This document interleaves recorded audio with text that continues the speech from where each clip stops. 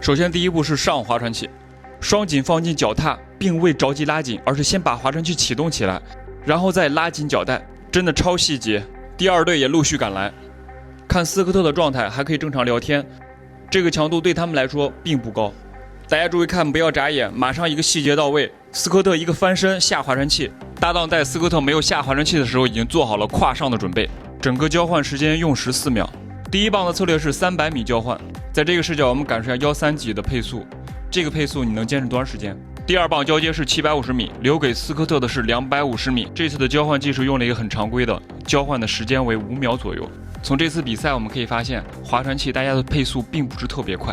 像之前观看的几次 Elite 比赛的话，他们的配速在130以内，这次普遍在135左右。大家知道这是什么原因吗？还剩最后40米，我们看一下斯科特是怎么来处理的。980米的时候开始小幅度滑，放手柄拆脚踏，然后冲刺。